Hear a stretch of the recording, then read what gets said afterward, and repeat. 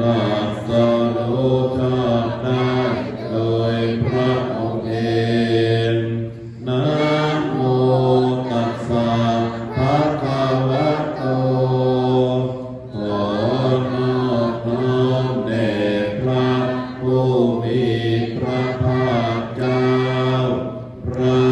องค์นั้นอะระหะโตซึ่งเป็นผู้ไกลจากกิเลสสัมมาสัมพุทธัสสะตรัสรู้ชอบได้โดยพระองค์เองนะโมตัสสะภะคะวะโตขอนอบน้อมแด่พระผู้มีพระภาคเจ้าพระองค์นั้นอะระหะโตซึ่งเป็นผู้ไกลจากกิเลสสัมมาสัมพุทธัสสะตรัสรู้ชอบได้โดยพระองค์เองอันตมยังพุทธานุสตินยังกาโลมัคเสเอตังโฆปนะภะคะวันตังเอวะกัลยาโนกิติสัพโพอะภุคโตก็กิตติศัพท์อันงามของพระผู้มีพระภาคเจ้านั้นได้พ้นไป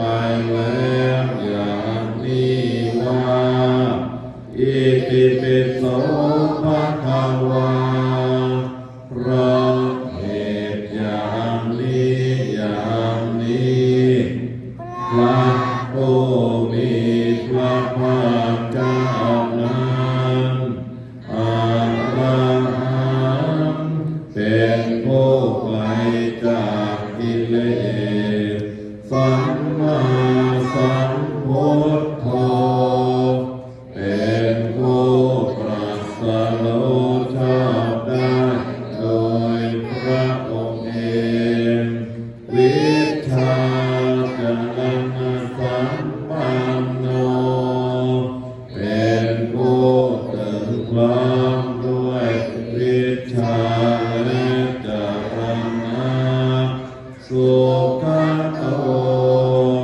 เป็นผู้ไปแล้วด้วยดีโลกัสวิทูเป็นผู้รู้โลกอย่างแจ่มแจ้งอนุตตโรปุริสธรรมสารถีเป็นผู้สามารถฝึกบุรุษที่สมควรฝึกได้อย่างไม่มีใครยิ่งกว่าสัทธาเท